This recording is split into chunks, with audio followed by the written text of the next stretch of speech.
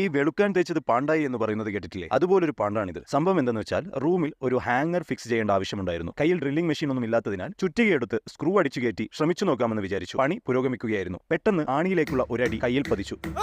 അസഹനീയമായ വേദനയ്ക്കിടയിൽ എന്ത് ചെയ്യണമെന്നറിയാതെ ചിന്തിച്ചപ്പോൾ ഐസ് വെക്കാമെന്നോർത്ത് വേഗം ഓടിപ്പോയി ഫ്രിഡ്ജ് തുറന്നു. ഫ്രീസർ തുറന്നപ്പോൾ അതിനകത്ത് ഐസൊന്നും കാണാനില്ല. ഫ്രിഡ്ജിന്റെ പ്ലാറ്റ്ഫോമിൽ കുറച്ച് ഐസ് കട്ടയായിട്ടുണ്ടാകുമെന്ന് വിചാരിച്ച് കൈ നേരെ ഫ്രീസറിന്റെ പ്ലാറ്റ്ഫോമിൽ വെക്കുകയുണ്ടായി. എന്നാൽ അത് നല്ലൊരു പണിയായി മാറി. കാരണം കൈ അവിടെ ഒട്ടിപ്പിടിച്ചു. ഫ്രീസറിൽ ഒട്ടിപ്പോയ കൈ എങ്ങനെ നോക്കിയിട്ടും എടുക്കാൻ പറ്റുന്നില്ല. അങ്ങനെ തന്നെ പറിച്ചെടുക്കുകയാണെങ്കിൽ തീർച്ചയായും തൊലിയടക്കം പറഞ്ഞു പോരുമെന്ന് എനിക്ക് തോന്നി. പെട്ടെന്ന് അടുത്തുള്ള ആളോട് അല്പം വെള്ളം ആവശ്യപ്പെട്ട് വെള്ളം അതിലേക്ക് ഒഴിച്ച് ഞാൻ കൈയെടുക്കുകയുണ്ടായി. കൈവിരലുകളാകെ വെളുത്ത് വിളറിയിരിക്കുന്നത് ഞാൻ കണ്ടു. നല്ല നീറ്റലുണ്ടായിരുന്നു. ഏതായാലും ഐഡിയ ഫലിച്ചു. ആ തള്ളവിരലിന്റെ വേദന അങ്ങ് മാറിക്കിട്ടി. കാരണം പിന്നീട് ഈ 4 വിരലിലെയും നീറ്റൽ എനിക്ക് സഹിക്കാൻ പറ്റുന്നുണ്ടായിരുന്നില്ല. എന്നിരുന്നാലും ഞാൻ തളർന്നില്ല. ഞാൻ വീണ്ടും ആ ഹാങ്ങറിന്റെ കാര്യത്തിൽ വർക്ക് ചെയ്ത് അത് ഫിക്സ് ചെയ്യുകയുണ്ടായി. തള്ളവിരലിന്റെ വേദന ആ ഒറ്റ ദിവസം കൊണ്ട് പോയി. പക്ഷേ ഈ 4 വിരലിലെയും നീറ്റലും അതേപോലെ ഈ ഒരു പാടും അത് മാറാൻ സമയമെടുത്തു. എന്താല്ലേ?